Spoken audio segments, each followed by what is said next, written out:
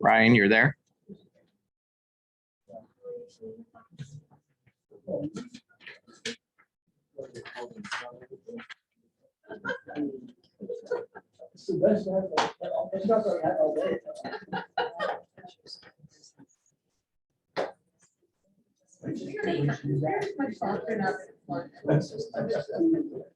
Ryan, are you there? Yes, I'm here. Okay. Ryan or Greg? This is Ryan Chapman. Okay.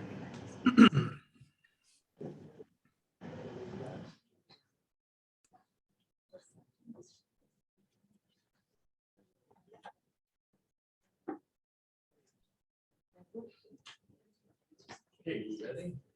Okay, we're gonna bring this meeting to order. We are gonna go over the Lakefront Plan Unit Development Overlay District. What I would like to do is take each section, I will read it unless people have a problem with that.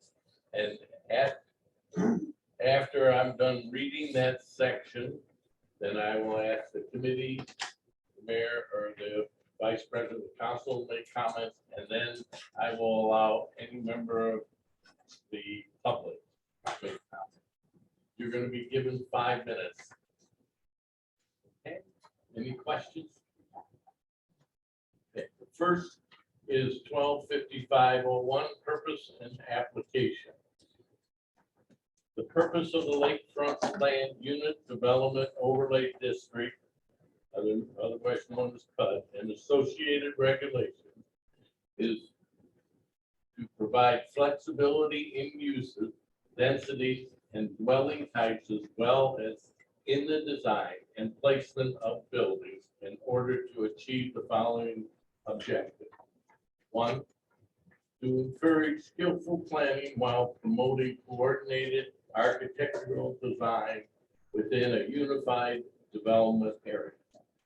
Number 2, to foster a variety of housing types and styles of housing. Number 3, promote greater efficiency in the use of land and reduce infrastructure costs through unified development. Number 4, to respect the character of surrounding developments by providing appropriate buffers as they transition to areas of different land uses and development density.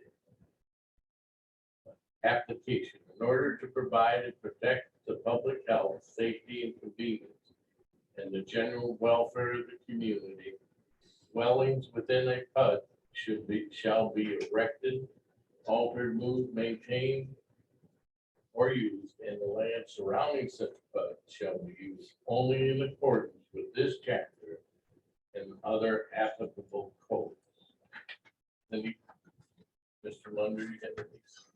I have no comments on that. Mr. Mayor? No, very general. Mr. Bittner?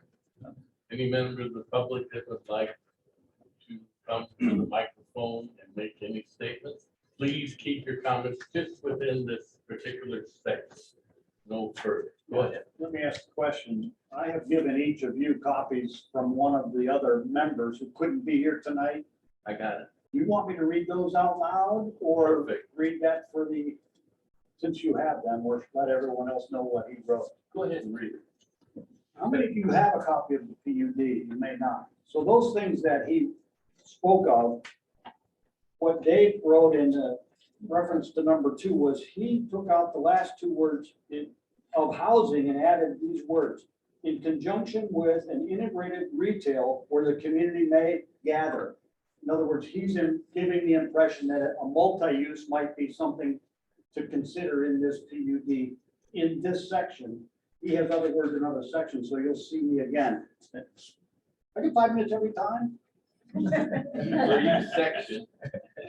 Thank you. Thank you. Anybody else? Do I need to state my name? or no? Yeah, please. Okay, state your Earl Curtis is my name. your address, please. Is 7523 Salida Road. I found a PUD overlay district for the city of Shaker Heights that I did a lot of research on PUDs all over the state of Ohio. And I would like to, if it's okay with you guys, gentlemen, to read their purpose statement. I think it is beautifully done. It's not basic, it's very succinct. And if you're okay with that, I'd like to read that. The purpose of the Planned Unit Development Overlay District is to encourage and accommodate in a unified project, creative and imaginative infill developments that utilize innovations in land development that are in the best interests of and consistent with the city's development and planning policies, and which would not otherwise be permitted in the conventional residential or commercial districts pursuant to this zoning ordinance. The regulations for PUDs are intended to achieve the following objectives. A, to encourage creative approaches to use the land and related physical facilities that result in better urban design, higher quality construction, and the provision of aesthetic amenities. To promote the efficient use of land so as to promote economies in the provision of utilities, streets, schools, public grounds and buildings, and other facilities. To permit flexibility of design that will create desirable public and private common open spaces while maximizing the development potential of individual sites. To enhance the appearance of neighborhoods by conserving areas of natural beauty and natural green spaces. To provide substantial buffers and transitions between areas of different land use and development densities. I just think that's so much well written compared to what we currently have. Very good. Yes. Anybody else want to comment? Sure. I'm Bill Cleveland, 7607 Salida Road. And I don't have a copy of the PUD that you just read. Well, one part that I didn't like at all was the flexibility in utilization for residences. This just mirrors what we discussed a few days ago in the city council meeting. The flexibility part worries me because once again, it seems to leave it open for multifamily housing. We don't need any to enhance the beauty of Mentor on the Lake, the utilization. There are no pluses for the current residents here by adding more multifamily. I would echo Earl's recent reading that there are a lot of things we can do other than put in more apartment buildings. Almost anything else would be desirable. Except for dollars. Yeah, that's that. Get the dollars, so we don't need 4. Okay, there's no more. Oh, real quick. Oh, go ahead. Al Busher. I'm not going to repeat any of that. It's my impression that the purpose and application is vague. The downside to the city is that developers will come in and they will spend money on the preliminary work required. If you do not paint a clear picture of what the city wants and expects, you run the risk of getting sued or being challenged, a denial being challenged for lack of due process and the like. So So there are some, once the ball gets rolling, even preliminarily, once dollars start getting spent, you know, it's very important that we project a clear picture. I like the example of Shaker, and there's plenty of good examples. And what's important in a purpose and an application statement is to get away with the fluff and be as specific as you can. Although it's all comes. So yeah, it is fluff, but it should provide you clarity. I don't think there's enough emphasis on the diversity of the design or plan in the purpose statement. You've got words like economies of scale on infrastructure. I don't get that. Whatever. I've said my point. More specificity, purpose and application. Thank you. Anybody else? I would ask if anybody online has comments or questions.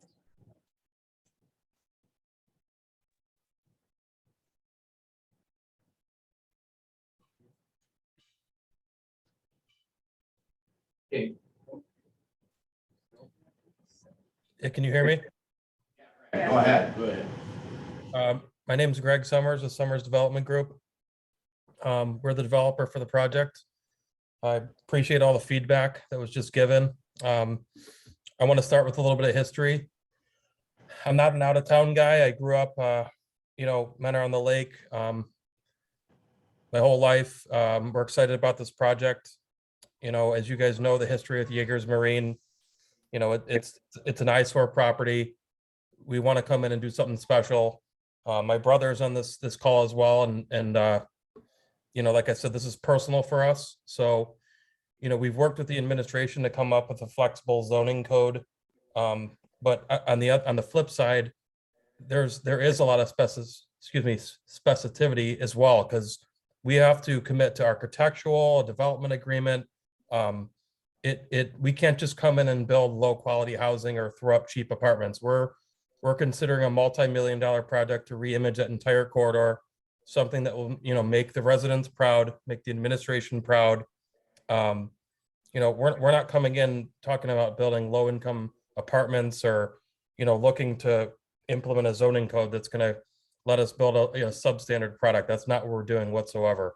So that's important for me to let you guys know, the administration and the residents. This is a challenging site, and we're investing the time and money to make it a special project and something that you guys can be proud of, and we can. And with that, I also have our architectural team present from MPG, who's built, several thousand of these types of units across Ohio and the entire country. And Ryan's going to give an overview on the units. And with that, I'd be glad to answer any questions about what we're proposing. And with that, like I said, I appreciate the time and opportunity to speak tonight. And please let me know if you have any more questions. Thank you. Thank you, Greg. Thank you, Greg. Do you want to say one more thing? Well, I thought we were here about the PUD legislation, which Right. doesn't have anything to do with a project. Okay. That's been proposed. Let's go to the second section. Designation of PUD overlay district. PUD overlay district definition. The lakefront planned unit development, otherwise known as PUD overlay district, is a map zone that establishes a development option with a set of development requirements that are in addition to those of the base conventional zoning district, so that any parcel of land lying in a PUD overlay district shall also lie in one or more base districts. PUD overlay district gives property owners the ability of developing according to the PUD regulation, while also retaining the base zoning district designation.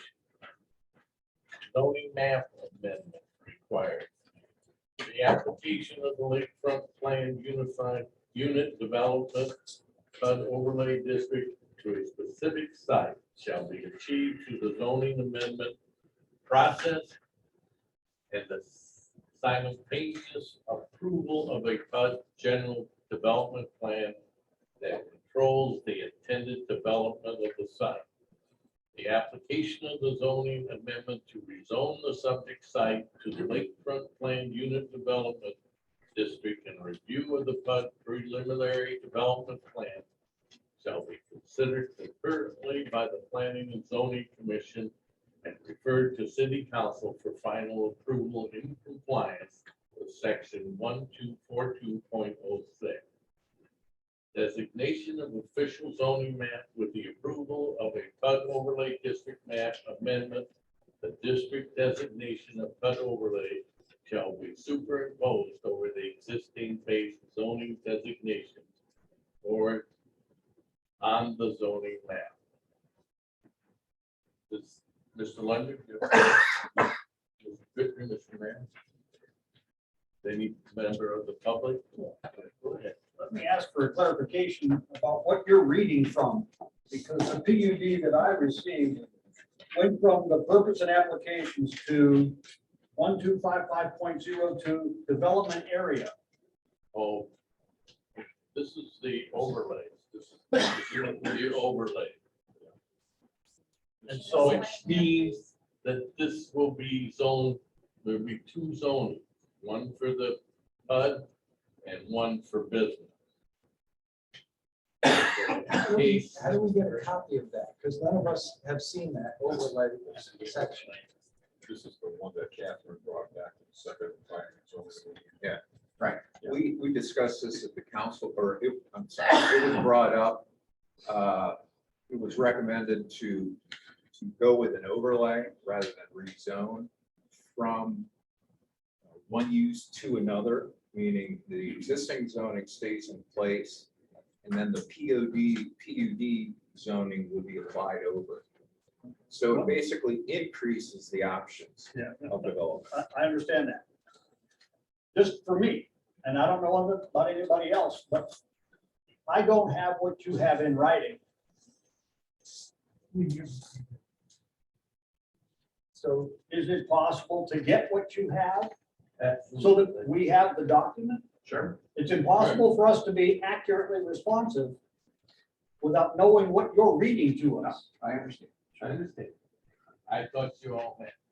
Well, that reflects something that had happened before last week. A number of us said we are not able to fully understand because the transparency and availability of documents and information isn't easy for the citizens. It's not on the webpage, I can tell you that I can see. So there's an initial draft, We and can there's get an it. amended draft. Excuse me, Al, I understand that. But for the purpose of this meeting, You're asking for. the there amended are draft. only 5 people who have that document.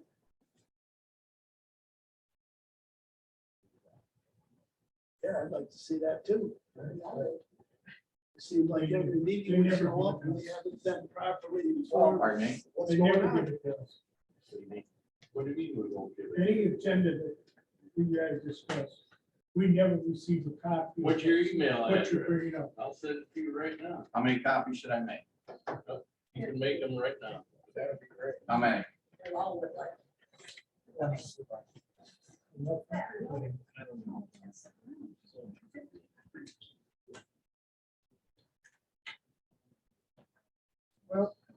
is it okay for me to speak or should I wait till the mayor comes back?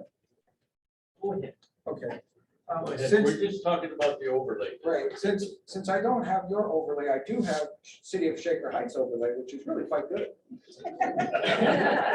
And I think it should be very much considered, and everybody here has a copy of that. I will read the conditional uses of the overlay from Shaker Heights. They are very specific in why this overlay matters. So section B of that overlay is PUD as a conditional use. PUDs designed according to this chapter shall be permitted as a conditional use. The availability of the PUD option imposes no obligation on a property owner to select the PUD form of development. The decision to approve a PUD application shall be at the sole discretion of the city. Bam, the city chooses, not the developer. Nice rule. Second, conditional uses are those uses having some special impact or uniqueness that requires a careful review of their location, design, configuration, and special impact to determine the desirability of permitting their establishment on any given site. Permits for conditional uses may be granted pursuant to the requirements of section 12-1305, which I already read you. Conditional uses, general standards for conditional use permits are found in section 12-1305, same one. Standards for conditional permit uses, standards for specific conditional uses may also be found in chapter 1263 conditional uses or elsewhere as referenced herein. So they give you what the conditional uses are, how it has to meet the purpose, and how the city has final discretion and say whether or not to allow a PUD. The other thing is, which is wonderful in this whole thing, is the relationship of base districts. In the PUD overlay district, the use and dimensional specifications of the base zoning district are herein replaced by an approval process in which an approved plan becomes the basis for continuing land use controls. So the approved plan is the foundation by which we move forward. It doesn't mean we give them all control. It means you give us a plan, we look at it, we'll move forward based on this plan. It's a great partnership. It's a team between the city and the developer in order to get the best use for everything. The base zoning district shall be used as a guide for development. I think I read that one right there. Guide for development with any adjustment relative to use, density, and building layout reviewed and approved through the pre-PUD review process and set forth in section 12-13-9. In the event a proposed PUD is located in more than one base zone, the use limitations of the most intense base zone shall be used as the guide for the entire project. And then this is the last piece I love. It's section D, limitations on flexibility of PUDs. This is beautiful.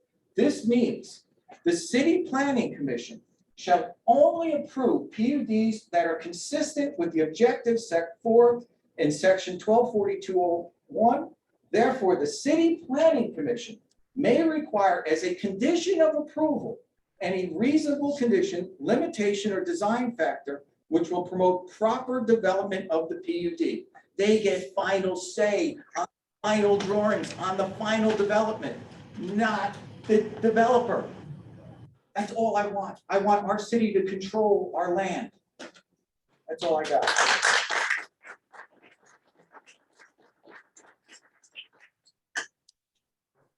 Hi, could I say something from the web?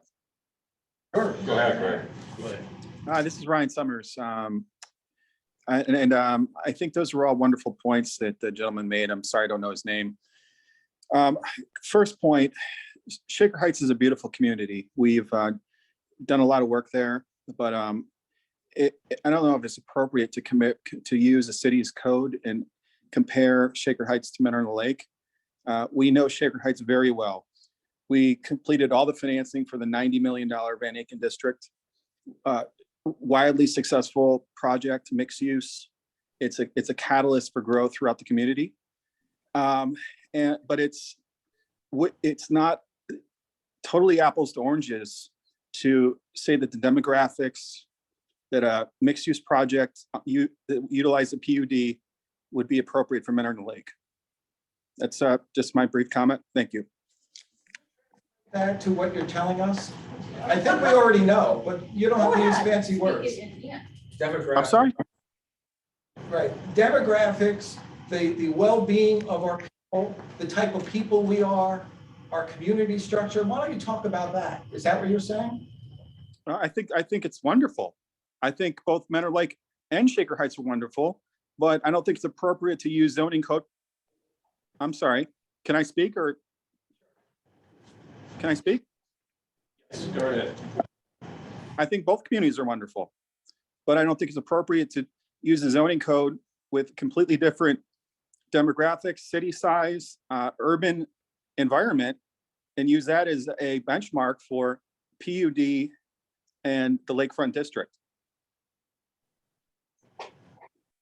we're not using potatoes, but we're using the concept of it being a little more varied. But the process is the same. Right, right. So you don't want us to collaborate carefully with you guys to design the best thing for everybody. You want total control and we live with it. Are you telling me what I want? We absolutely want to collaborate with leadership and the citizens.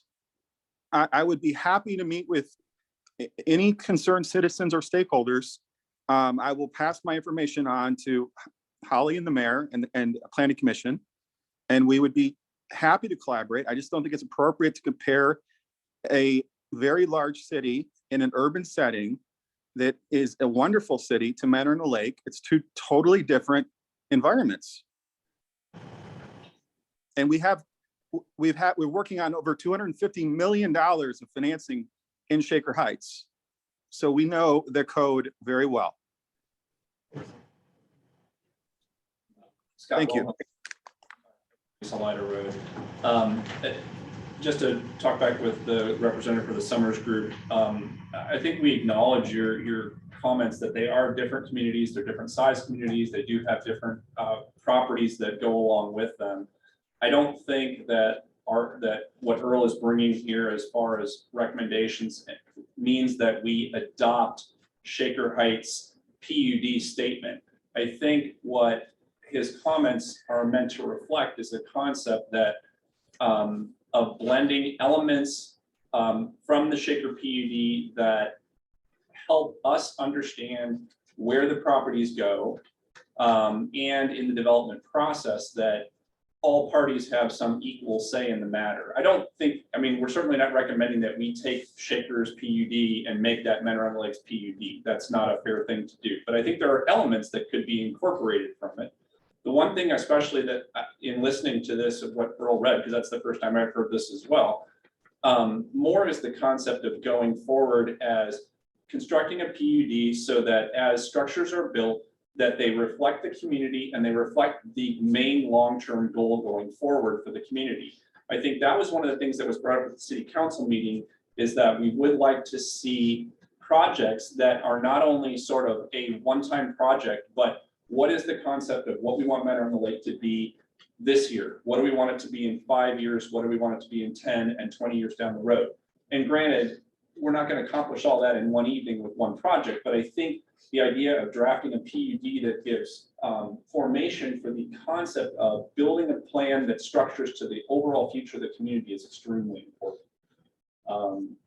So I think that's how I interpret what is being said with what we have here. And it's not, I don't think anyone means to be antagonistic to the concept of doing something new in the community and doing things that are good for the community. We want it to be structured in such a way that it is truly beneficial to all members of the community going forward. Well said. Yep.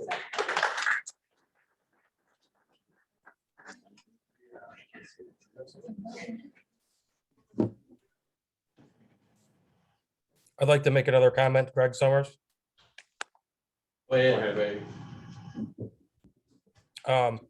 Appreciate the comments just now. I think that the administration worked with CT Consultants, who's a very reputable engineering firm that works in a ton of communities all over Ohio. I don't know how close everybody's reviewed this, but there has to be a development agreement, and this code still gives the administration in the city what everybody's commenting on right now. There has to be a development agreement that spells out every term of how we're going to develop the property, the setbacks, the architecture. This isn't a code that we're slapping on the table that says, okay, we can build what we want to. That sets out parameters, and then in addition to sending out parameters, there has to be a development agreement to reinforce everything that we agree to, and that we're actually going to follow through to build the quality product that we're bringing forth in the beginning. We can't do a bait and switch. It's not how this is set up. So, we worked with CT and discussed this with the administration. There is a lot of power that's left with the city, the planning commission, council, to ensure that we build a high quality project, just as we committed to from the beginning. So I just want to bring that up. The development agreement is a very pertinent point to that, and it ultimately gives and keeps the power to ensure that we're building what we commit to. in the end, if that's what's built. So I just wanted to add that. Thank you.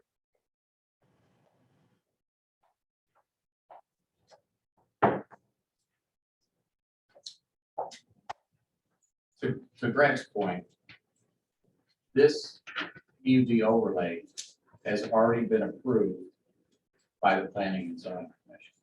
The next step was to send this to the zoning committee. Mr. Busher is part of the Planning and Zoning Commission. He's already approved this document. Okay? And to Mr. Summers' point, there is not a development agreement in place at all. This is still negotiating stage. This is just a general overview of what a lakefront plan development could look like. You had to do it, Mayor. Can I say something? Go ahead. Al Busher, again, don't get me wrong, I am for development. That's how cities survive. I'm for PUDs. They've been in existence for, well over 20 years now. And Shaker Heights was mentioned. To much success there. We don't have to go to Shaker. Mentor, the city of Mentor has its own PUD. Okay. Again, specificity. It is much more clear. My fear, though, is in all fairness to the developer, I'm a small developer, right? The clearer I can go into a community, the more accurate their description of what it is they want, the sooner I can make a decision to develop or not. And ultimately, the least expensive. I just don't want to rush this. The mayor mentioned planning and zoning, yes. So that's why I felt compelled. I am for this. I don't want to rush it. Okay. PUDs wherever you go. The end result, back to the purpose, is to end up with a higher quality development than would otherwise be permitted. So whatever happens, whether it's on the corner or up the road, it needs to be better than what is currently done. And it's really up to the applicant to provide that to the city. What are the additional benefits? How does the city benefit? We haven't gotten there yet in defense of the developer on this project. Everything's been preliminary. Got to start somewhere. And that's, I think, the point that the mayor was getting across is it's a process. And I love to see the activity here. And I love to see that continue because that tells this board more precisely how to proceed forward. Just ask a question on what you just said. If that is the case, then why are we being shown pictures already of what they want to do? And designs and everything? Why? To get a reaction. They want a reaction from both the city and the community before you spend. It takes a lot of money. I mean, it's not cheap to develop. And so the clearer the reaction, the more accurate the response, and the sooner, the better for everyone. Okay, that's why this is good. You know, just drag your feet on it though, because time is money. The development season is coming up, and I don't want to take over this meeting. And just one question, is the Summers Group, are they the only project developers who wanted to develop? How, On this particular site that they've looked at, yes, as I understand it. so, And the mayor can why speak to doesn't it, that. why isn't it more exciting to somebody else like you or a smaller developer? And Well, I'm not I'm- putting you on the spot, I mean, if we've only had one fish who took the hook. Well, and this will be in support of the current developer. I'm no different than. Well, let me, if I could, the reason we shared plans and concepts is because we want to be transparent, but we also want to know that the city and the community can have time to provide input. But I would hope this would spur additional development, additional economic development, additional jobs, additional taxes, because the properties we are redeveloping create no value. They are in a nuisance state, and we're hoping to create something very nice that's an asset for the community. And certainly we would hope this PUD overlay would spur additional positive development with community feedback. So we shared all the information early. It's not appropriate for us to present tonight because we're not talking about our project, but we want to collaborate and be transparent. So if there are concerns, we hope to hear them and listen. And to answer your question to me directly, why haven't I been interested? I live right up the street, right from that corner. I drive by that corner 3 times a day. I don't see any Section 8 going up there. I'm here to tell you, why haven't I made an offer on that piece? I've often thought about it. The problem has been its current zoning. There are quite a few uses to that corner that would benefit. There's not just one beneficial. I see a couple, and that's what a PUD allows. It allows the flexibility as the economy and the markets change, ebb and flow, which happens. It makes zoning less static. So the first thing that happens is zoning, and then somebody can come in and do whatever the zoning is. We need to provide on the city level legislation that allows for a PUD to occur.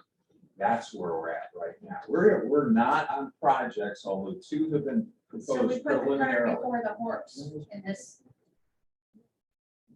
Absolutely not. No, we have, and you can answer that. I will. We are not, and just to go back, the history of who owns that property. Former Judge Elaine Crane owns that property, okay? And throughout my time as mayor, I've had several conversations with her about the use of that property. And I will let, Greg and Ryan and Summers guys describe what they went through in order to reach an agreement with Judge Crane on that property. It was not an easy negotiation. She was very particular about what she wants there. And matter of fact, she called me last week and she said, you know what? At one time I had thoughts of putting a hotel there. Okay, that was her vision. As she's maturing, getting older, she said, these guys are very professional and classy. And I said, you know what? They are. I said, I've looked at their other projects and they will do what they say they're going to do. And that's where we're at. Why did I show pictures and everything? Because these are pictures, site plans that all the council has. I shared pictures last Tuesday after the meeting and said, this is what it's going to look like. Okay. For Dollar General. Well, no. You saw pictures of everything. That's right. Yeah. The townhouse. Can I get a clarification? Mr. Borchert?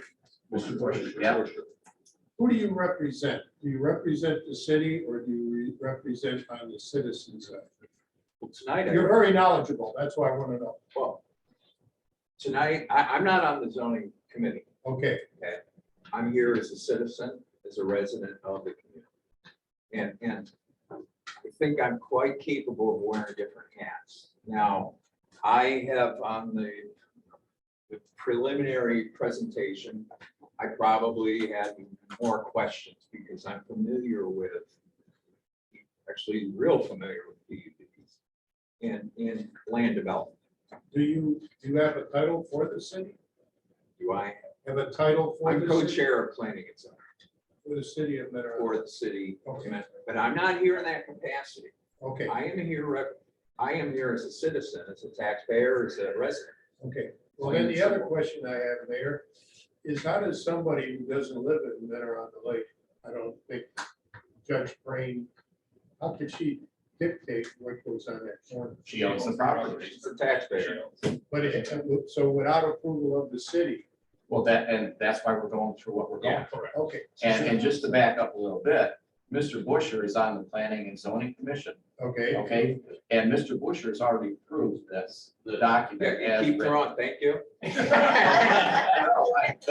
No, I'm just being honest with you. Mr. Busher has already reviewed this. And the he's reason approved it is- as written.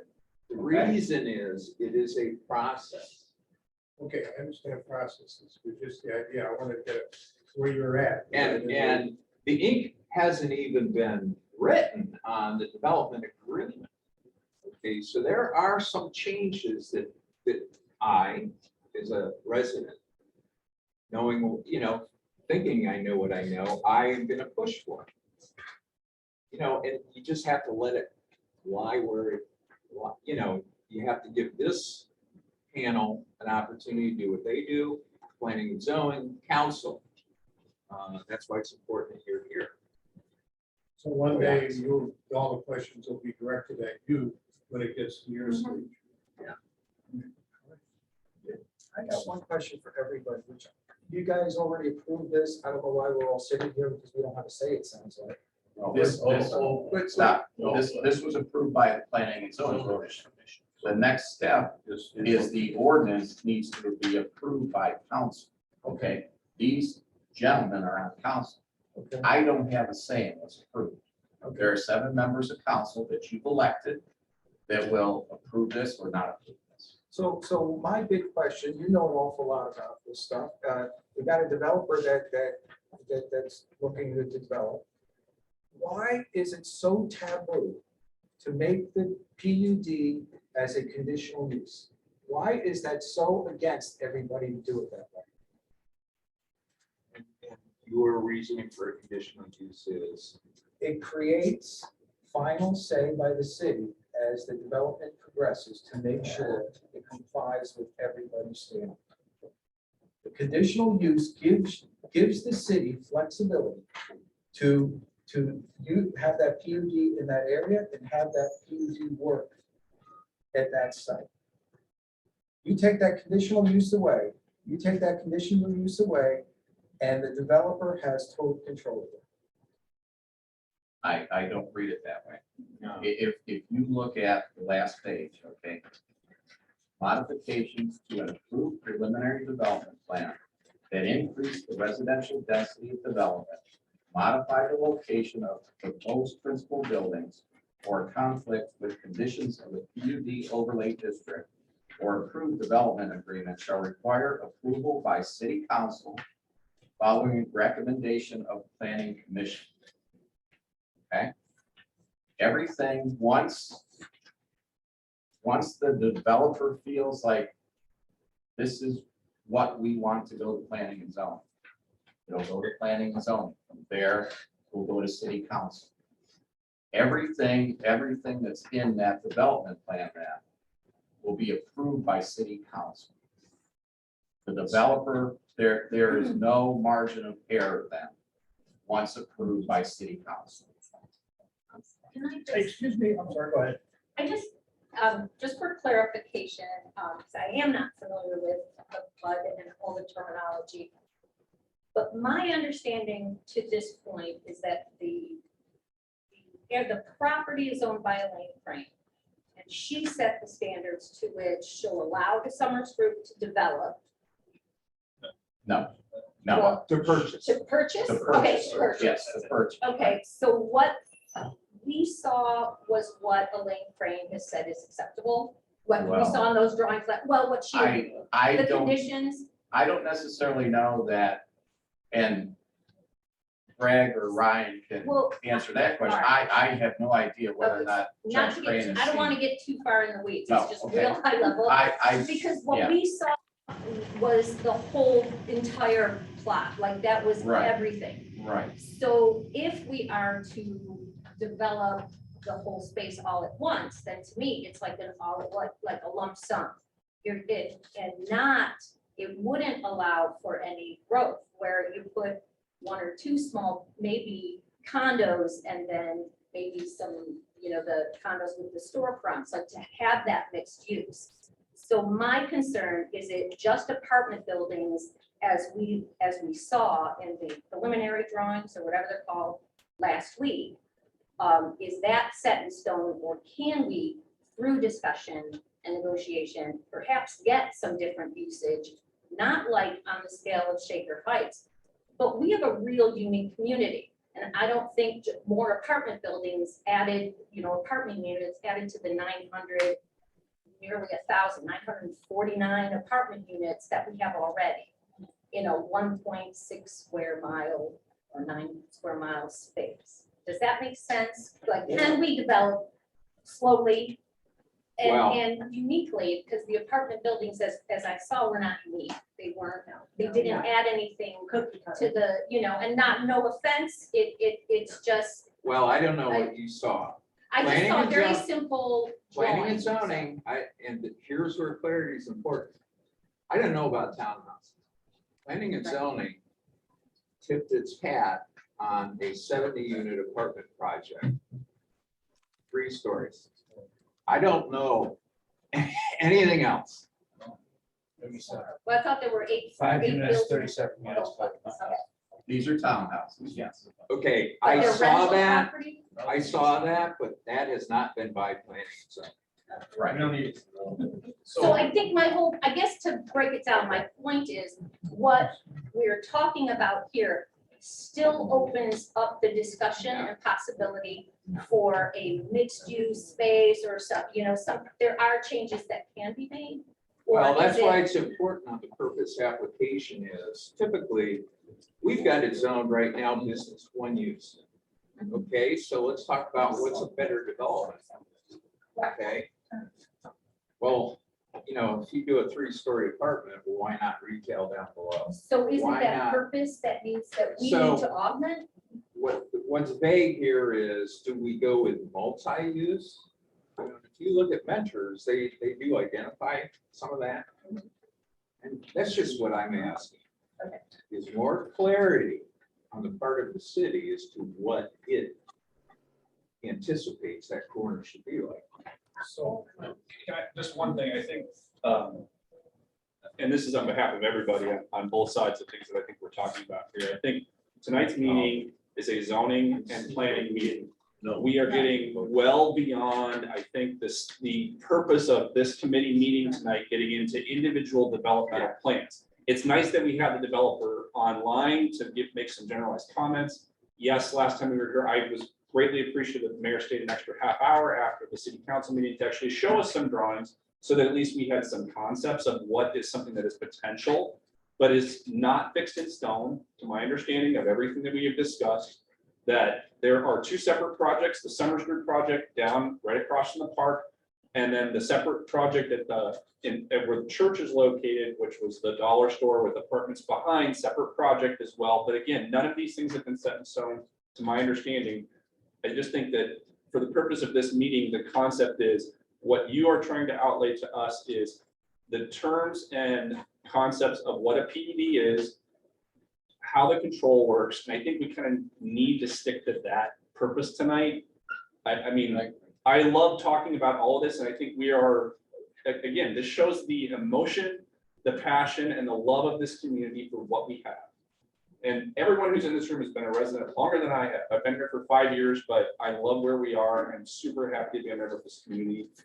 But I think we also need to realize that meetings are designed for individual purposes, and the meaning of this is really to discuss what the PUD process is and the zoning process of the property that we're talking about. And we need to kind of get a little bit away from the developmental plan tonight. And there will be clearly more time to discuss that in more detail. And I don't think anything is set in stone from what everyone has said. Correct. Everything. So I just want to bring us back. That was, Well, can I ask a question then? Because I'm afraid someone must have misspoke. Because I think I heard you say that the PUD was approved by the commission. that's step 1 of the Step process. Right. Right. Step We're 2 was still us. more, Correct. we're still going to this is like step 2. Yes. And then I heard someone say, we'll be asking the commission questions later. because they're gonna go over the design, Right. For design work. design work. The actual And, project. and I'll bet you right now, Al's not gonna let anything go up there unless he likes it. But I know. No, and look. But let me- No, that's it. let me illustrate my ignorance, because someone else might not know also.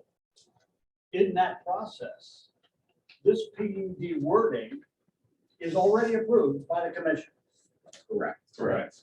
And you're approving it already, or asking us to I approve haven't it. said, we haven't approved it. We haven't Right, approved and it. taking our comments. So our comments about the PUD still have potential. Absolutely. Absolutely. That's, Just to give you an idea, PUD was initially provided to us as just a PUD district. It's already been modified to become an overlay. Right. So there is room for change. It does not, it's not set in stone until council up there says, aye. That's it, right? Which, as you know, it has not been. correct. It's back to this committee to work on more. It's back to, it can go back to the other committee. I don't, Right now. we don't know. So taking. in these Council comments, has absolutely. thrown it back to committee. And here it sits. This is where we work to get things together. Right. The And so language It's is not all worked done up here. there on council sitting. Yes. It's done in these. Right, and so to echo Scott's point and everybody else's point, the value here is keep it really high. Not low. And I don't mean to say the development thing is low, but the developer things, but keep it high enough that there's still room to tighten it up later. If you need to, as it goes back to the commission and those kinds of things. So, does that make sense? Don't you already have third reading on this set for May 24th? Yes. A third That's public hearing. reading that you would adopt whatever is presented at that third reading, That's, and that's set for May 24th. Is there another zoning meeting that's gonna happen before May 24th to review anything that was discussed possibly here and changed? So you're gonna, whatever you have in paper right now is basically what's gonna go on May 24th. Well, no. it can stay in that's- committee. It's in And committee. that would be my recommendation based on what we have covered so far. But I'm not the committee. So if it stays in committee, council has to wait until it comes out. The May 24th, there are two more meetings two more council meetings before the May 24th meeting. You will have three more council meetings. The public hearing, May 24th, will be speak for, speak against. What's gonna be presented on paper to approve. So when is this, if it's gonna be changed, when is that? gonna That's what we're here to discuss right That's now. what we're discussing right now. Right now. So what are we gonna change on this? Anything? Right. We're kind of going through, it. We're kind of going way off track here, so. Yeah. Kind Yes, of get back off to track, and like, what we're, Well, if you would, I would like to continue. yes. So Go ahead.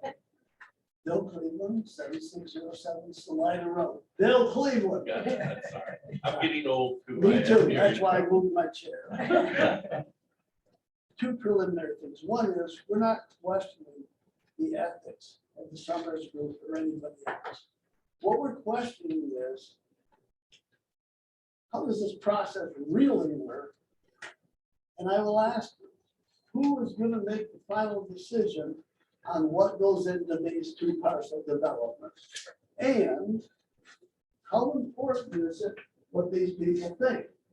Or can the city council, the planning and zoning, whatever committees you have, just decide that, you know what, we're gonna put apartments in there. We really don't care what the rest of the community thinks.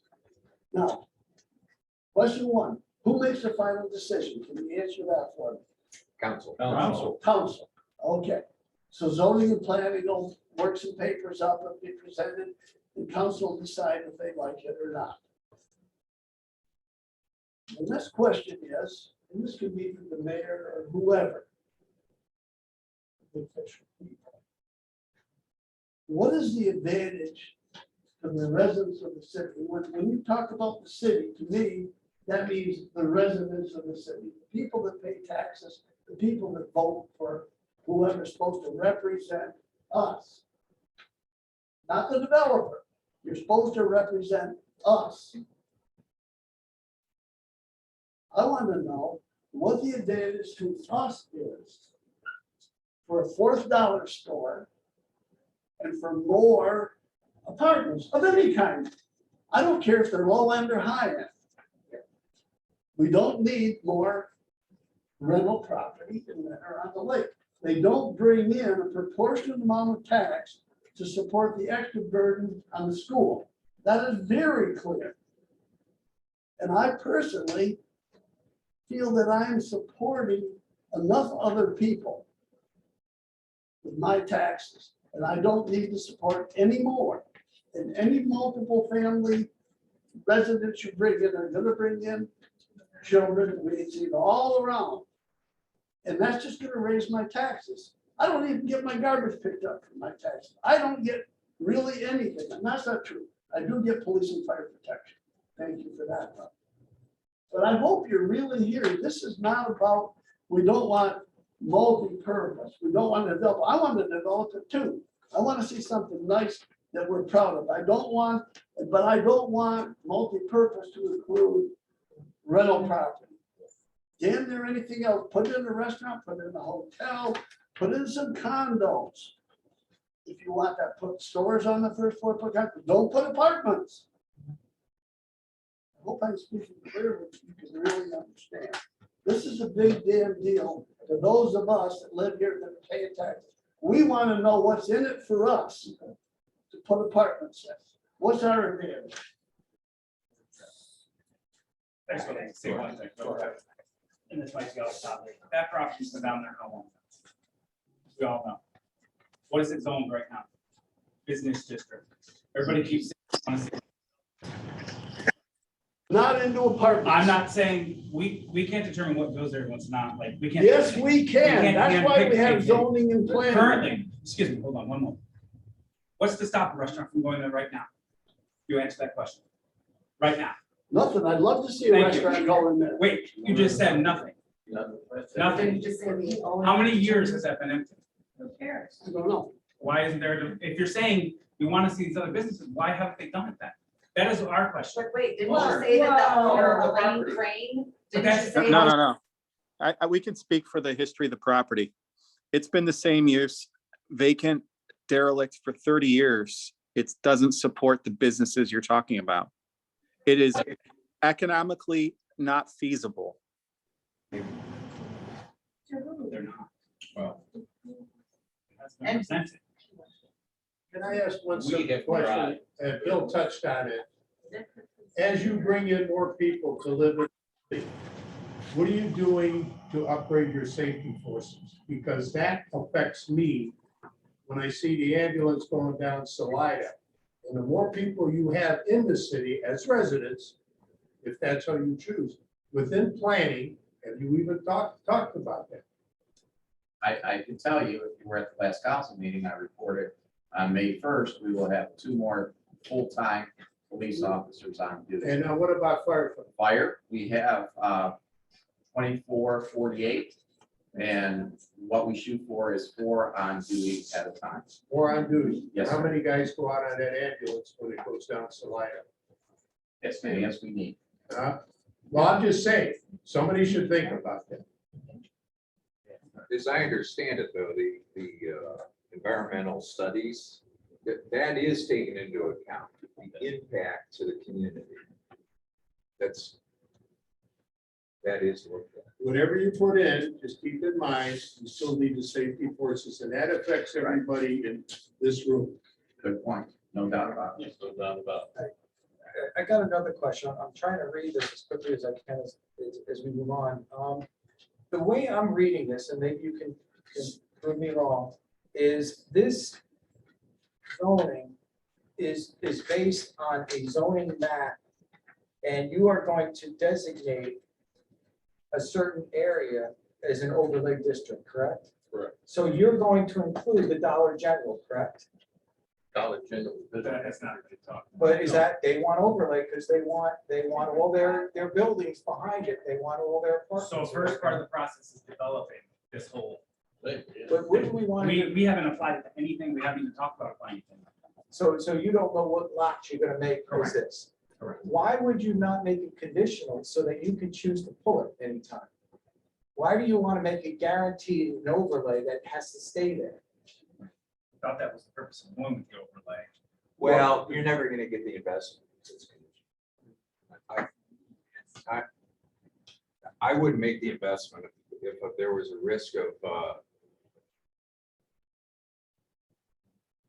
many hundreds of thousands of dollars of my investment that could be yanked and or put it idle. I mean,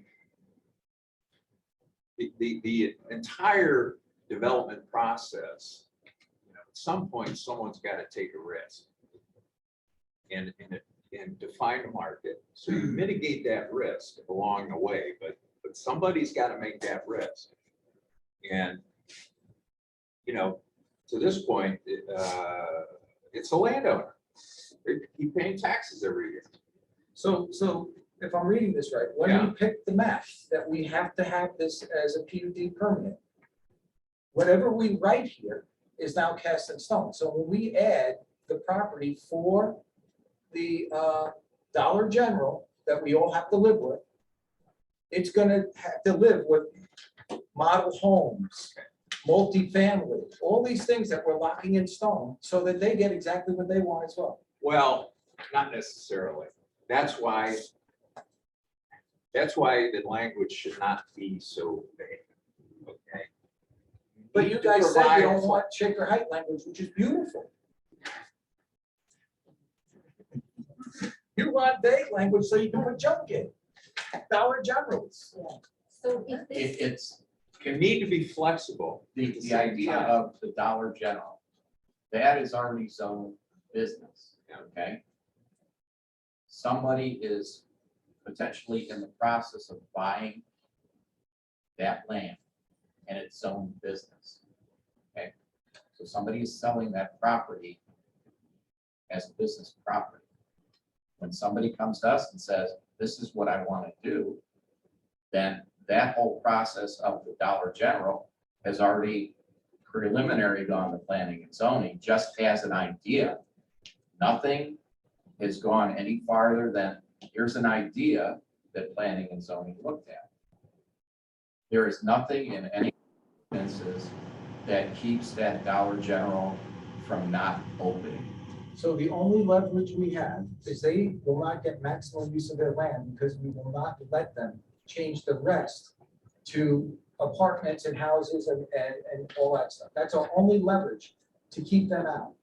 Because they can build that. Is the property approved? If we want to build a Dollar General today, could we do it without a zoning change? Yes. Yes. So without changing the existing zoning, they could go in and build a Dollar General store. If that property owner sold to them, they could just go in and build. But if we change the PUD agreement with an overlay now, that they would not be able to do that? I don't believe the overlay has anything to do with the church property. Okay, it's apples and oranges. We're just talking about the corners. We're not. So the PUD overlay currently is only for the corner across from the park. I think that's one of the things I think that has been a little bit confusing is I think, again, as you said, they are apples and oranges, but we don't know which one's the apple, we don't know which one's the orange. And I just think everyone needs to understand which property this overlay of this sits for. And if it's only for the corner, that's one piece. And then is there a separate overlay that's being constructed for the other property? No, because that's already zoned business. And that is. And that, when they came into planning and zoning, the idea was to put the Dollar General in this year, nothing else. And then the planning and zoning would look at the townhouses that would go behind there. So that would, if planning and zoning said yes, then it would follow the process through council also. Potentially, yes. I'm gonna try and get back on track here. Al, we'll sure again. Okay, let's get this thing. Let's move it forward. Point was made. What are we gonna do about the language? Do we just pass it along? I have sent to this committee previously regarding the purpose application, section 125501. I redrafted a purpose application section in its entirety. I can read it here. I would submit this for consideration and motion by the committee. And we left off on, I forget what section. And then we should just. O2, we're going into O3. Okay, O3. So you are in receipt of this. Yes. I would ask you that this replace the current language. And I'll leave it at that. Does that leave 5 people in ownership of that document and the rest of us having to wonder what it says? I'm sorry, but don't read it. Just answer. You have it in writing. They'll I've have it in submitted writing. it to the committee. What Right, they so- do with it is up to them. So then how do we get that? You guys would have to approve the amendment, We'd have correct, to of what he has suggested to you, and then once an amendment is drafted, we would be provided with information. Correct? Okay, does that answer? I guess I just, Heretofore, we've never had access to documents that were complete and accurate like they are planning to vote on correct, until we get at the meeting. I absolutely, personally feel that's inappropriate. agree. It would be, right, you're absolutely right. Can we see that document that he submitted, not today, not now, when you finish your redrafting, can we look at everything before you vote again? Absolutely. Okay, so how do we do that? We don't want to give it to you now, because Correct, then I'm you not could be saying that. confused with what he's wanting us to do. We don't accept that. You know what I'm Okay. saying? So like, after we do accept it or not, you will get a copy of what. So how do we do that? Wait, Wait. Will it go on the website? Will we contact Holly? Will we contact Dave? How will that be made available and distributed? The only legislation that goes on the website is legislation that's already been approved by council. Yes, so If these there is a people want to first have a reading- comment before that, Dave. That's what Well, I'm that's saying. what they're here for. Yeah. And I'm asking you, how are they going to be able to read the document that you vote on before it goes to council? well, it would be, All proposed ordinances are put with the agenda for the council. On the website? They post the agenda on the website. Yeah. So Yeah, on yeah, Thursday, yeah. I pull it off the website. On Thursday, they have an agenda. Thursday night, it gets approved by council. Then that is given to the administration on Friday to get distributed to the posting places, which includes the city website, and some of us share it as much as we possibly can. The library. The library. Up here, up here in the front. It's also goes to the city website, we usually share it to the city Facebook page. Was that? So other people How many share it. days- how many days So- prior to the council meeting is that? Period. Is there anybody So considering? Friday, Saturday, Sunday, Monday, And Tuesday, then 5 days. 5 days ahead. 5 days ahead of Never found the stuff before. Well, there you go. But I didn't share it. You didn't share it until that day of the meeting. I find it on the website. I sent that on the webpage on Friday. I sent you the agenda on my email. Well, I haven't met anybody. Can we continue on here with O3? Okay, Without rental property. I haven't heard that from anybody. development area. Minimum area, the minimum development site for a PUD is 2 acres, except as otherwise permitted in 1255.03 below. Minimum area modification, when the proposed PUD is located adjacent to an existing non-residential district, the planning commission may approve a development on less than 2 acres when the planning commission determines that, 1, land ownership cannot be readily consolidated to reach the minimum development area. Two, the project will be connected to and integrated with the adjoining district or development so as not to result in isolated development. Three, the project will not have any unreasonable or adverse impact for adjacent home areas. C, ownership. An application for the approval of the PUD overlay may be submitted by one or more owners of the property or properties, or an authorized representative to be included in the PUD. If there is more than one owner of or partial for the project, the partial shall be contiguous, and the application shall indicate that the project area is under unified control through the use of enforceable covenants or similar commitments. D, site development plans. Preliminary site development plans to cover the entire PUD overlay district, indicating the use, density, buildings, parking, landscape, and other open space. Preliminary site development plans shall be submitted and accepted by the owner and or owners of the land within the proposed PUD. The preliminary site development plan shall be binding on the owner and our owners, their heirs, executors, administrators, successors, and assigns unless otherwise amended by action of the plan. Any questions from the committee? No. Kevin? Anybody in the audience? Okay, let's go on to 04. Permitted buildings and uses. No building or use other than those herein permitted shall be built or established in the PUD overlay district. A, permitted principal uses. The following types of residential dwellings are permitted in the PUD overlay district. One family detached dwelling. Two, one family attached dwellings. Three, two family dwellings. Four, townhouses. Five, multifamily dwellings. Six, model homes. B, accessory buildings and use.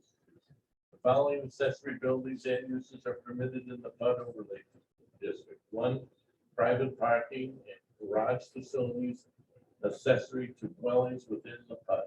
Two, landscape and recreational areas including structures, pools, fences, and walls related thereto. Any questions from the committee? No. Mayor? Kevin? No. Anybody in the audience? I got a question. Sure. When you say townhouses, are those rental properties or are those purchased by the resident properties? So they could be rental units. What's the difference between the townhouse and the multifamily, you say dwelling, building, whatever? What's the difference? Go ahead, Al. Yeah, if I could. I did send you my observations, and to this section, two things. I've been in real estate 35 years.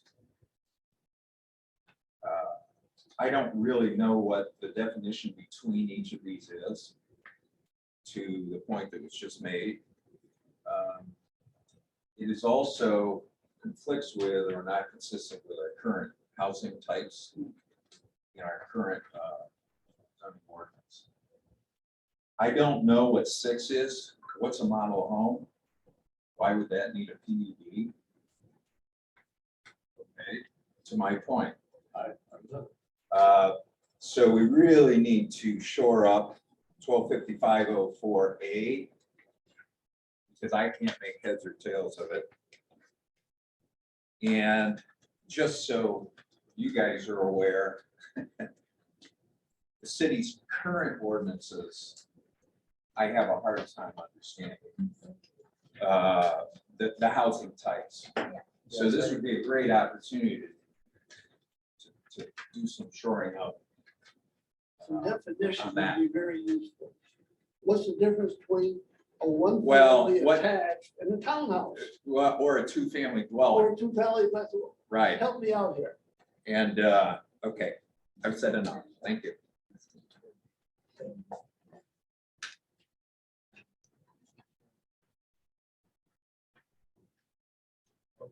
05. Sorry, can I ask one just quick question? Sure. Scott Wilhelm, 757 Crystal Ave. So, a question that was raised was, would these be rental properties or would they be for home purchase properties? Is that something that can be drafted into PUD language? And I'm not suggesting that we only take it one way or the other, but one thing that has been brought up before and made other comments is that obviously property ownership influences people's willingness to stay in a community, influences property values within community, improves, I think, safety in community because people are personally invested in what they live in if they are an owner versus a renter, and also improves property tax to the city for individual ownership compared to apartment properties that are rental properties. And is that something that should be considered for draft into PUD language, or is it something that can be? And I don't know the answer to that. I'm not an expert in this, and so that's a question I would put before the community. I've got a couple of questions in regards to the permitted principal uses. I would agree with everybody that it's very confusing, the difference between two-family dwelling, townhouses, multifamily dwellings. I think we're all in agreement. Nobody knows what a model home is. So I don't even know why we have that in there. The other three are all the same pretty much. I think we should open up the permitted principal uses as also allowing for mixed use development where the base zoning permits non-residential uses, so mixed use should be an option. I also believe that there should be a section there to allow additional uses, maybe as authorized part of the PUD, provided the city planning commission finds that these uses are desirable and appropriate with respect to the character of the neighborhood, as well as the character, as well as additional uses will not create a detrimental influence to the neighborhood surrounding the PUD or upon internal character and part of the PUD itself. So there is some more room in there to prove this. Yeah. Right. Definitely Shaker thing to do. Shaker does a great job, even if we steal words from it. They do a great job. No, use Mentor. It's right next door. I'm okay with that too. I just want the good words. I don't care the city. You gotta show it to us. What is it? It's online. Okay, let's go on to density. Maximum density by dwelling type and gross density of a PUD shall not exceed the maximum number of dwelling units per acre set forth in 125505 based on the type of land area exclusive of public right of way existing at the time the development plan is submitted by the number of dwelling units permitted per acre. In the event more than one dwelling type is proposed, the maximum density shall be determined for each area of the site devoted to a specific dwelling type. B, maximum number of units per structure. The number of dwelling units attached, including one building, will not exceed the number set forth in table 1255.05C based on the type of well. One family detached, that's 6 units per acre. Maximum units per structure is 1. 2, one family attached, 8.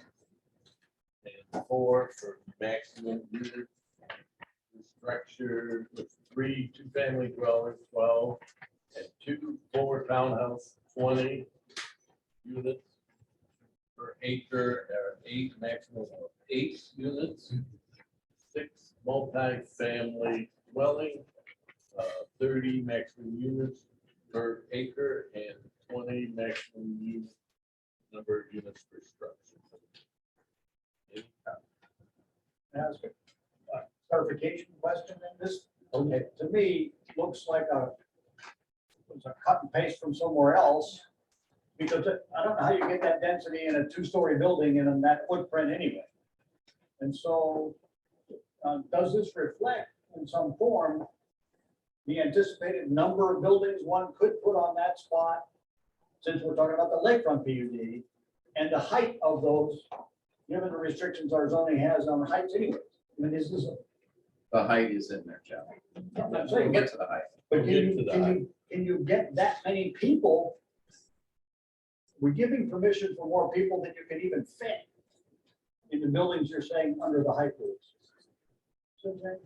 More people, no, this is. Well, the whole density dwelling things doesn't, I'm not gonna argue about the number. But the max, I don't see here what it says. People, it just says units, that's all we're talking about right now. I get that. I get that. Can you fit that on that space is all I'm trying to figure out, the whole thing. Well, the answer is Yes, yes. what planning and zoning is. It sounds like they're really jamming people in. I'm jamming units in. I made a mistake and said people, sorry, but. Yeah. units in. Al Wisher again. The same, my previous comments apply to this section as well. Yes. I also provided, I think, a more integrated table scheme.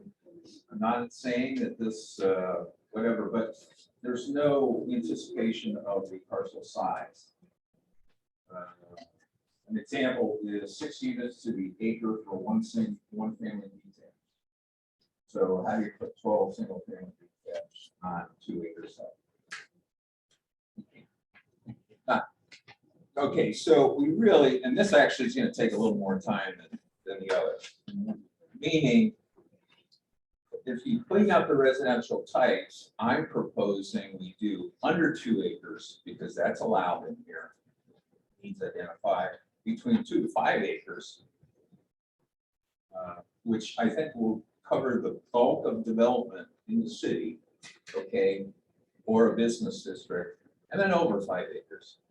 Other communities have, 10 to 30, 50 to 100, but we're not that size, so we shouldn't even be going there. So once you define the size and you clean up the dwelling type and or mixed use allocations, you can simply create your own matrix. You can identify what size parcel and what type of dwelling deserves how much open space requirements. Which is what we're going to talk about. Yes, and it's kind of all in one, and it just forces you to work it all out. So that's my recommendation as well. Thank you. So basically what you said, these are maximum, but it still has to fit within the next section, which is maximum coverage. Well, And so only so many are going to be. what is able to- proposed doesn't work Yeah. in all cases. Right. It also doesn't identify what does work and what doesn't work relative to the size of the parcel. Okay. I would assume you'd want more open space in a townhome versus apartment. Different market. You got renters versus families. Kids need more space. Or If we get the definition for a townhome. well, it builds on it. And so that's the clarity, and that's the picture we're starting to develop. Okay. I think what we're going to do right now, unless I have arguments with, I would like to continue on with all these ideas. Personally, Planning and Zoning Commission approved this and handed it to it. And it sounds like we probably should give it back to them and rework it. Great idea. Great idea. But Al Al already approved it, so now it's got. Well, better unapproved.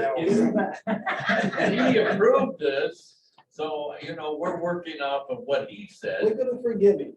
And I don't know, problem giving it back to him. Well, Is there an ability to have a community representative, such as Earl, who's done a lot of research on this, or if he doesn't want to volunteer for it, I'll just volunteer him. Is there an ability to have a community representative to work with Mr. Busher as a community member or community representative to a panel? Does that exist in the structure? Or he. Okay, all right. Planning and zoning. Okay. Planning, That's zoning, good.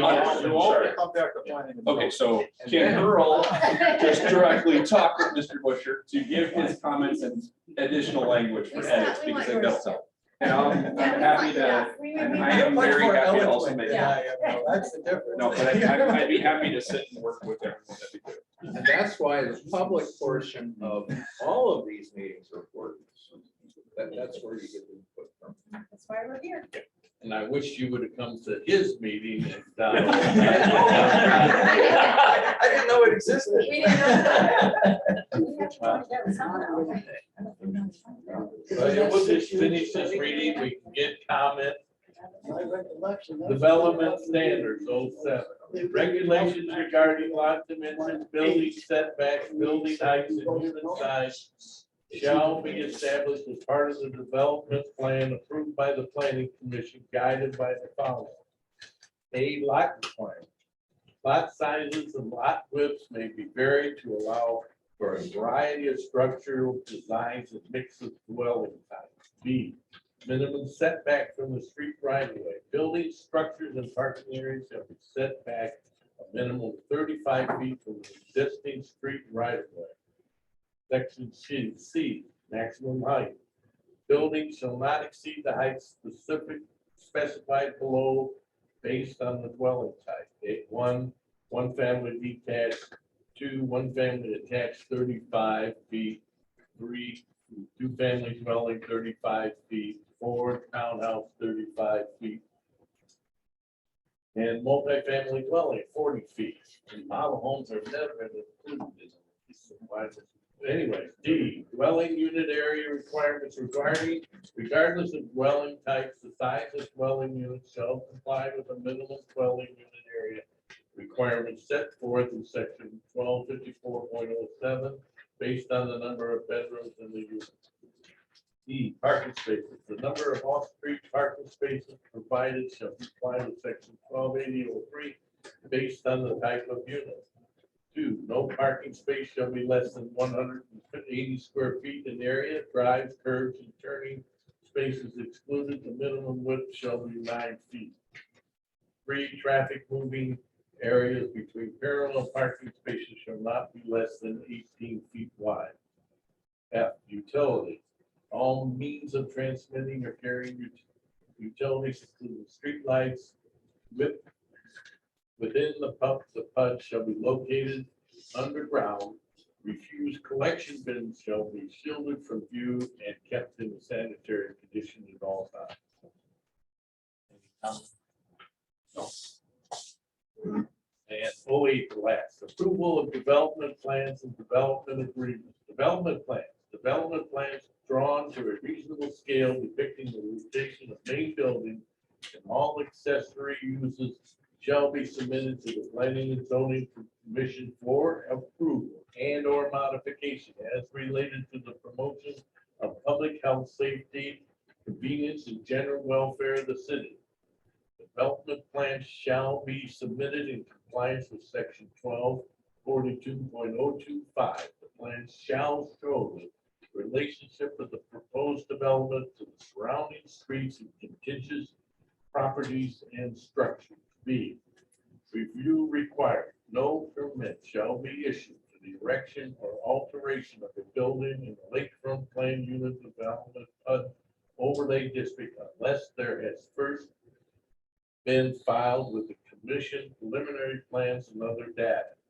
Such plans and data shall be approved by the commission if it finds that such plans provide for an integrated and harmonious design of buildings, appropriate entrances to suites, adequate and properly arranged facilities for internal traffic circulation, provisions for primary access, landscaping and stream planning, and public water, sewers, stormwater drainage, and other facilities, all as may be necessary or appropriate to prevent the discouragement of proper development or use of other properties surrounding the vicinity of the lake from planned unit development PUD overlay district and to preserve and protect the public health, safety, convenience, and comfort. C, approval of plans. when the commission has found that the preliminary plans and other data for the building under this section comply with the requirements of the planning and zoning code, it shall approve such preliminary plans. Final plans of the project shall also be submitted to and approved by the commission before construction is started. If it finds that the plans meet the requirements of the zoning code, the zoning inspector shall issue the required zoning permits upon payment of the standard fees of the final plans that are approved by the commission. D, development agreement. All flood plans shall be accompanied by a development agreement that specifies all conditions of approval, including but not limited to: 1, maximum permitted density by dwelling unit type and the overall development; 2, applicable development setbacks specified for all principal and accessory buildings, structures, and use. 3, minimum open spaces and air in acres. 4, the approval of development plan. 5, any other conditions set forth by planning commission and city council. E, execution of development agreement. The development agreement shall be executed by both city and developer prior to final approvals and issuance of permits required to commence construction. Modifications to the preliminary development plan. Modification to the approved preliminary development plan that increases the residential density development, modified the location of proposed principal buildings and or conflict with conditions of the flood overlay district shall require approval by city council following the recommendation of the planning commission. Comments on that? Yeah, I've got a couple comments. This whole document really focuses on multifamily development. You mentioned in there single family, but I've heard nobody in authority here or the developer mention anything about single families. And the word dwelling, residence, there's nothing in here that really deals with anything other than multifamily development. Mainly rentals, nothing in, there's casual reference, oh, yeah, maybe somebody will put a single family. The developer's not gonna do that. They're gonna go in and put as many rental units as they can get away with. My next question is Monterey Bay, which actually turned out to be not too bad of a deal. The people there actually own them and they pay taxes. And I was here when all that went through. John Crocker was around, Malcolm Act was developed, Dawson was gonna do it. And they wanted 8 units per acre, and it got pared back to, I think, 6. But I don't hear any discussion of anything that might be remotely like that. Condos bring in ownership, as was mentioned earlier. We want people to buy in, we want to own. We don't need more migrants. We got enough of those coming across the Mexican border. We don't need that kind of situation here. There is no gainer for the current residents of Manor on the Lake to put in more rental units. There's no plus for us, no benefit of any kind. And if anything, there'll be an extra tax burden on those who already are paying a lot of taxes. Many of us don't even have kids in school. So I think, go ahead. No, I think we're talking about here, we're talking about the property on the. I know. We're not talking about But the this whole is the city. process, and the process deals almost exclusively with multifamily residences, dwellings. Doesn't even talk about anything else. Some people have mentioned maybe a nice coffee shop, place with something to upgrade the community, someplace to go maybe, and you got to park across the road. Something that brings a little quality to that area other than just more apartment buildings. We sure had plenty. This girl said something 940 some 949, I think was the last. rental units. Oh my God.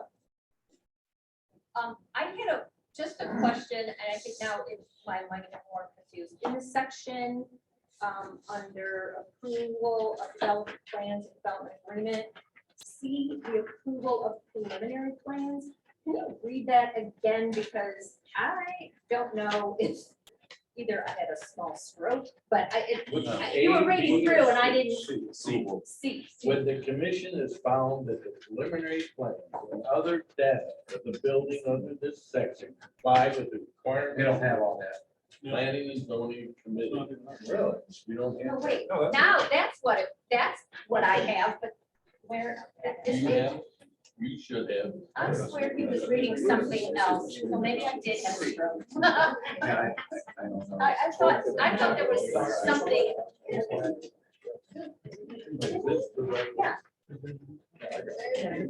1255. Yes. Can it, One little step at the bottom. and yeah, and then it goes to the top of the other page. I swear there was more, you had more language. What did you say at the bottom? This is what's the data on the bottom? 4, 5, 20.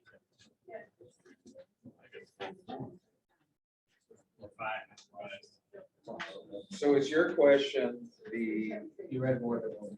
Is this accurate? When the commission has found that the preliminary plans and other data for the buildings under this section comply with the requirements of this planning and zoning code, it shall make a recommendation to the city council for final confirmation or modification of such preliminary plans. And is this it? I thought there was more. I thought I heard more. Yeah. Yeah. Yeah, that's deep. I don't know. I've got an amended issue. That's it. What is? well, there is, there's some ambiguity between preliminary plans and the final plan. Right, but the statement under approval of preliminary plans, as I'm reading it here, did not match what I thought I heard the initial time it was being read. So just to clarify, could you please read your version of 125508 approval of development plans, point C? If you could just read that paragraph as you have it written When on the your document. commission has found that the preliminary plans and other data for the buildings under this section comply with the requirements of the planning and zoning code, it shall approve such preliminary plans. Final plans of the project shall also be submitted to and approved by the commission before construction is started. If it finds that the plan. We don't have Yeah, that. we don't have that. We don't have that. We don't have that. Will you guys change it up? Mine reads it shall make a recommendation to the city council for final confirmation or See, that's the one I had. Yes, that's what we had. So you got that too?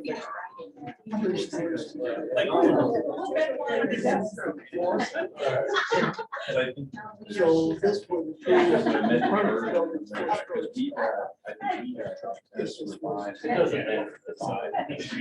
That was the original work. Oh, I had to We're on read it. overlays. Yeah, yours. When the commission has found that the Wide preliminary open plans door. and other data. We don't want. But we're going to, you agree.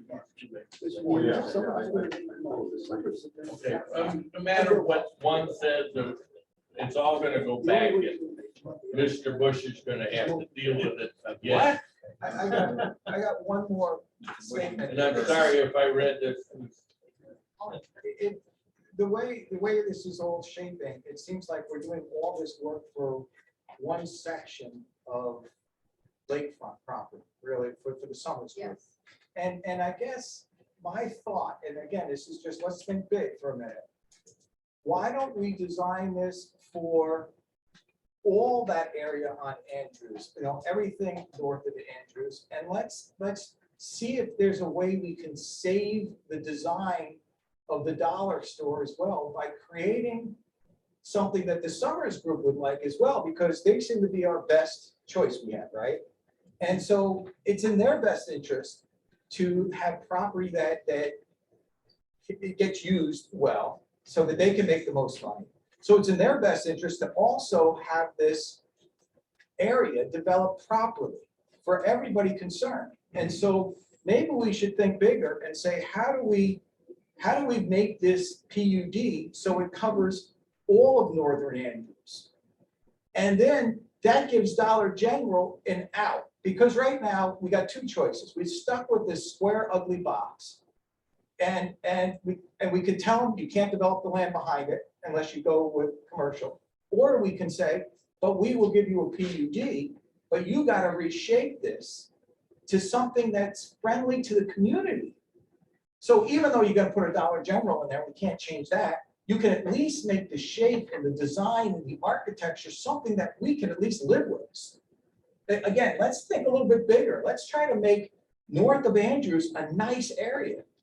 And I think Summers Group would agree with that, because they want their properties rented or sold or whatever they're going to do to them, hopefully sell them, so that they can have a nice section. So I don't know if we should just limit it to one property. It's an awful lot of work for one property. I think we should really think big.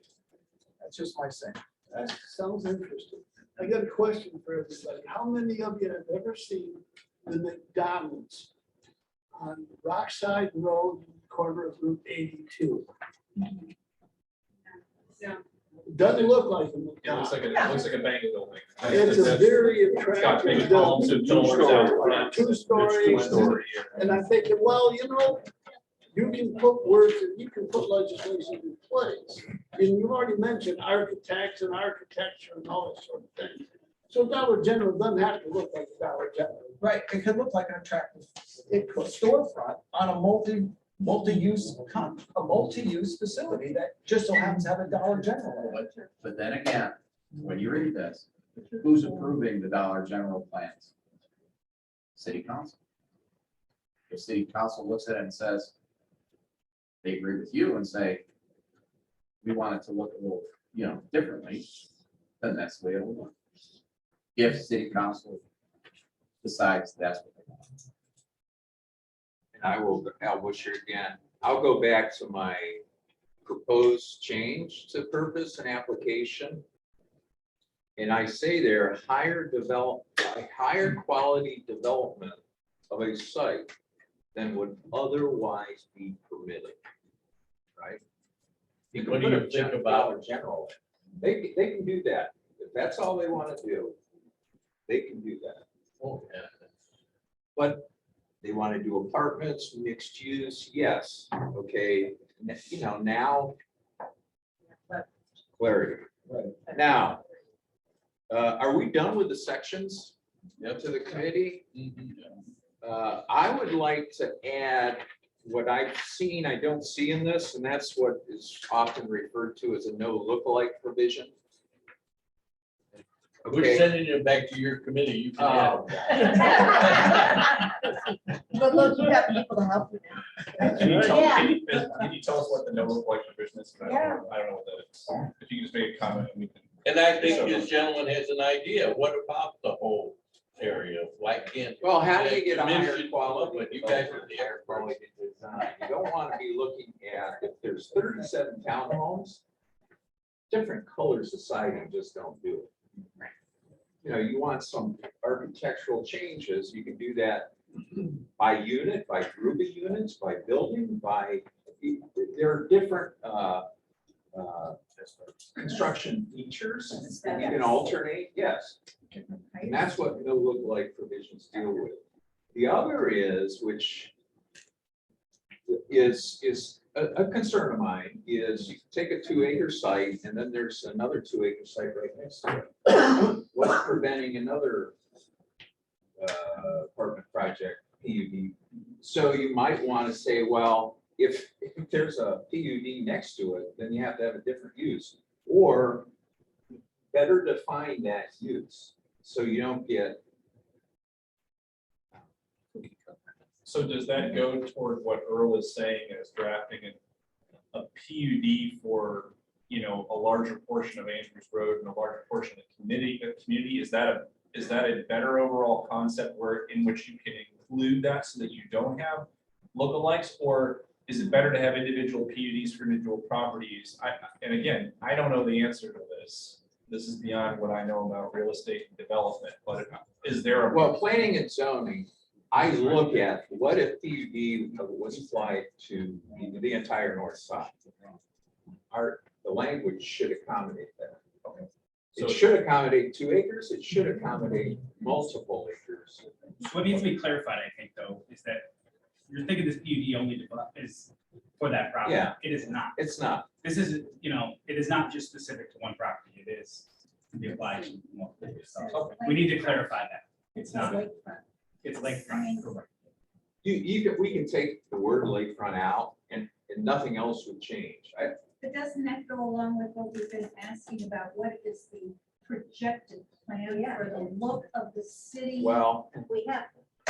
look, in Well, all we're going fairness, back to the same beginning. in all fairness to the developer, to the mayor, to planning and zoning, look, we're all volunteer. I don't get paid. No, Okay. no, Now, no, we're Being a being small, educated. the reason I moved here was because I could walk in these doors and talk to the mayor and talk to planning and zoning. More mature, bigger cities, you don't do, you're a number and there's a form and you get into that. Well, being a small city means that we have to pick and choose where our resources go. And I'm just gonna say this, it's no offense to anybody, it's just the reality. We probably were caught flat-footed as a city relative to our static ordinances in the interest of the Summers Group in looking at the corner. The mayor can speak to that. I don't know the timing here.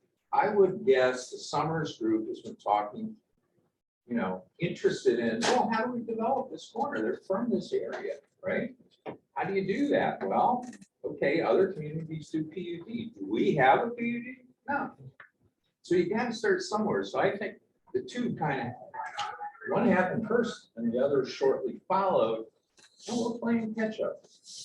There's nothing wrong with that. You can't blame anybody. But let's go slower since we're Well, doing and that's catch my up. point. I don't think this would hold up Summers Group necessarily, and I'll just let the mayor speak, but we're doing everything we can to play catch up on this. Now, there's no rush here, and Greg, you can correct me if I'm wrong. We are not under any time limit with this. I don't think he's on any longer. There it is. But anyway. You can meet him in person at planning and zoning. I'll speak for him then. We are not under any time limit with this. But the mayor. We are under a timeline to purchase this property. So in full transparency, yes, we do have a deadline. I'll say it on record, we've already extended our due diligence with Miss Crane. We don't have forever. So, we don't have an indefinite amount of time. So I'll leave it at that. And the other thing I do want to comment is you guys are talking about applying this all over the city. I mean, that's what overlay is for. If it's an overlay, it can be applied to different parcels. So I don't think it's fair to say that it's really for one parcel. If you have overlay zoning, you can apply an overlay to different districts. Al, I think you'd agree with that based upon your experience. So to say that it couldn't apply to other areas north of Andrews, I don't think that's really accurate. An overlay is, the whole purpose of it is to be able to apply it, on certain sites in certain districts within any city. And the last thing I'll say is I represented the city on the Lake County Coastal Planning Committee. Just took all 27 communities along the lake. And 14 years, and we came up with a development plan for the lake shore and then an inland development plan. And what the Summers Group is proposing, it does tie into these pedestrian corridors that have been shelved for lack of funding and whatnot. But there is a tie into the community generally. And it has to do with Menor Beach Park. There has been thought to a much. We can figure out, we're gonna adjourn the meeting. Yeah. 8:45. All right, thanks for everybody. This is going back to planning and zoning then? Yes, you're committed. Yeah. I don't know. Congratulations. Congratulations. Well, Not later. it's, I think. shouldn't the language be worked through in zoning? Yeah, it's gonna have to. It's gonna have to be done. They'll talk about it. Okay, This has already been approved by planning, so, yeah. I'm trying to understand that part. If this has been Yeah. approved and all these comments are roaming around and you're No, going no. to. Approved by planning and zoning commission is different than approved by council. It's not approved by us. We have Correct. approved. So then It's you're, not approved. when you just said someone's gonna work the language, who's the someone? Is it his committee? well, the amendments, I don't know, the amendments might have to go through Oh, yeah. any changes, basically. We're looking for changes. What's the planning Yeah. committee? That's why we're here. The first Monday of the When month does at Earl 6 have to o'clock. show up? I'm gonna Right here. defer to the process. Make it 7. Yeah, there's a lot of. May I say something real quick, please? I would like to thank all of you for coming because I've lived here, I'm a homeowner. I've lived here 10 plus years. I've been coming to all these meetings for the last 5 years. There's 4 to 5 people that come on a daily basis. That's it. So you guys are at least interested and want to get involved, please do, because I know there's at least one council person on every committee. And the other people are volunteers of residents. So there are people on the committees that represent us and our residents. So thank you for coming, showing up, and please come more often because they do care and they want to know what in our city. And if you're not here to voice your opinion, we don't know. They don't know. Yeah, I agree with that. A point of process is, it's been very difficult to get, and even by your own committee, accurate, identical documents that we're all reading.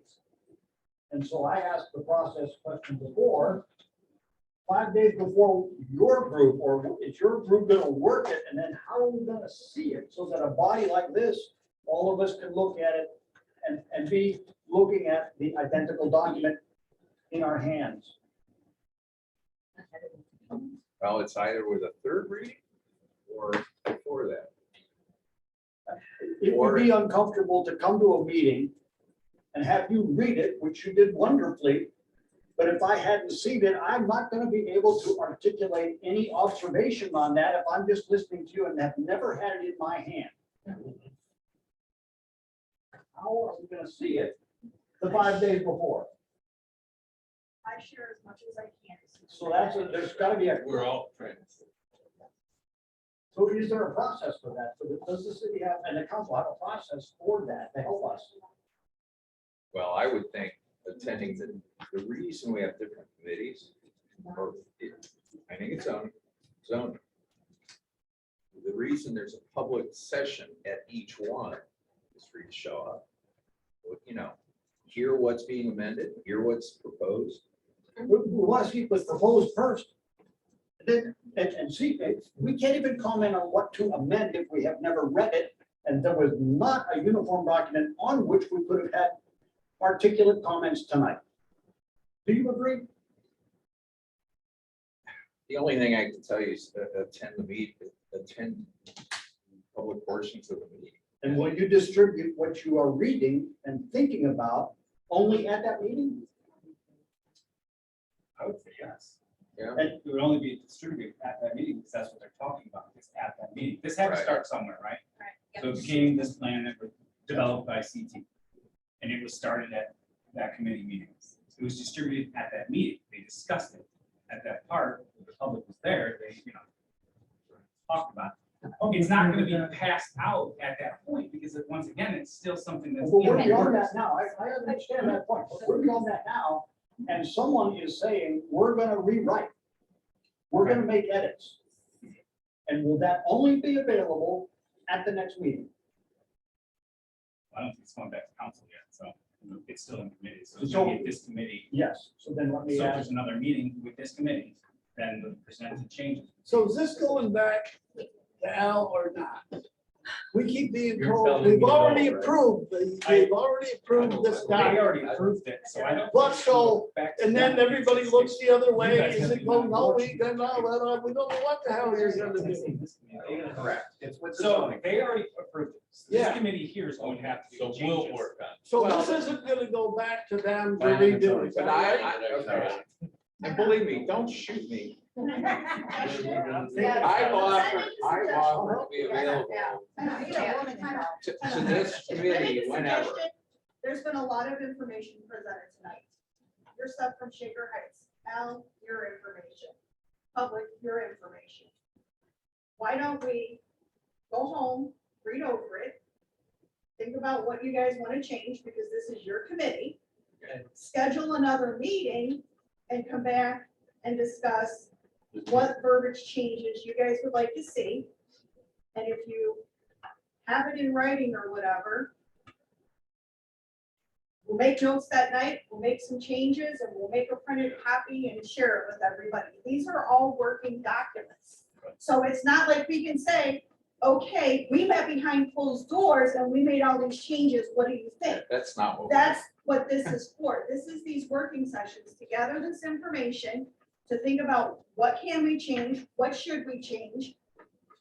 You don't want to make a rash decision. We don't want to make a rash decision. So let's think about it. You guys think about what changes you want. Come up with a list. Everybody come back together. We talk about the list, and then we put those changes into action.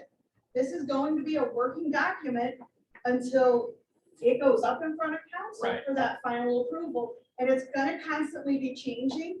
And unfortunately, it's impossible to send out a copy of something every time we make a word change. So, that is a good point. The question now that I have is, since this is not going back to planning and zoning, which means the first Monday of the month at 6. Correct. When is the next meeting? That will we be have up to back these here? gentlemen, because this is their committee. Okay. To further Yes. piggyback off of her, I would also say that if you guys have changes you'd like to see, you can email them. Good, that was my question. Your Yeah. suggestions can be emailed to you guys for Everybody- consideration. If you go onto the city website, under the council section, under council members, all of our phone numbers, all of our email addresses are on there. The more we get in writing, the more we can go, oh, okay, well, we could put this in here or that in there, or we could change this word or that word. It's just much easier because we've got 10 people here saying, change this, change that, use this, use that. That's a lot to keep track of. So the more you give us in writing, the more we can say, okay, we could put this here and that kind of stuff. Okay, so, and that is really helpful. If I might misrepresent what Phil's question was, but in the gathering of all these changes from the different entities, the different people and whatnot, that the document that is then going to be discussed, is that what you said would get uploaded with the agenda? Or So what had happened, correct me if I'm wrong on this, it came to council as the original document that was distributed with the agenda for that council meeting. Then there was an amendment to it. so I'm talking about like going forward for this very meeting, going forward. Yes. With every agenda, there is attached to that document, all the legislation that will be read at that meeting. Okay. The agenda and all the And legislation. that is, as you said, like 5 days before, or Usually we get it like late Friday night, early Friday morning. So if I have your email address, when I get it on Friday and my workday allows, I will send it out to everybody that I have an email address for. perfect. And then so it would basically be, when this committee, when they decide when the next meeting is, Yes. then when that agenda comes out, we'll have the document that's going to be They, ready. I don't know if they'll do it or not, we'll have to ask them. Well, then I think we should get that. So Michelle and Al, maybe on this. So. So for the document that we have in our hand right now, that was just discussed tonight. I assume that there's either a Word document or a PDF version of this. We're not proposing to rewrite the entire thing, but it'd be a lot easier if we could take this and then if we have comments to give you, put little comments in a Word document, you know, this. If I don't, I might have to use PDF, I will look. If not, I'll scan it. I can give you a point by point for each Yes. bulleted point, we can do that. I just didn't know if it'd be easier to put it into the language. But Yeah. whatever. Yeah. We Can we get? We get PDFs. We don't have any right Okay. now. We get a PDF. I mean, it's. Shabu is- So could you guys write this email down if you would to send it to Mr. Shabu himself? Well, It's just like D Shabu, CHABUT, Sorry, CityMOL.org. Can you give us 1 second?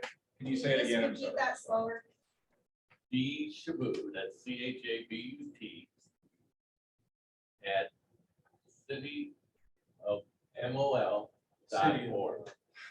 City of MOL. No, city MOL. City MOL, that's what, there's no way of it. Okay. Could I ask a question of the Summers Group? Is there someone still online there? Yeah, Greg Summers still here. Great. Al, are you privy or allowed to indicate to us how much time you have? Because you are, you know, if you're looking to a development in the city, you're a partner, and you know, we should know that as well. How fast we have to move. You know, it's been a long night. I'd rather circle back offline and you guys can communicate as you just directed to the citizens. I'll get back with the administration on that. Okay. Thank you. All right, one other thing too is that, it's a reasonable question. We're gonna have the meeting. we're gonna set up the meeting for May 2nd. May 2nd. Same time. No, do 6. 7 o'clock or 6? No, it's 6 o'clock 6. on May 2nd. 6 o'clock. This way, it's not right. There's no PC. Everybody got, and everything go to him and we can Well, organize. I'm not sure your committee. There's a planning zone. My second is planning. No, the third committee member is. I don't think We don't.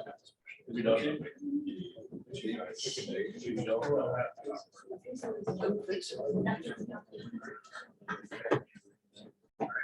Yeah, we're good. You pick a date.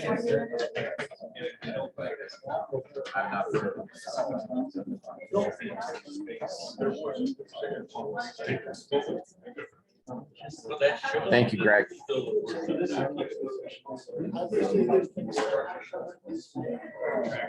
It's too bad.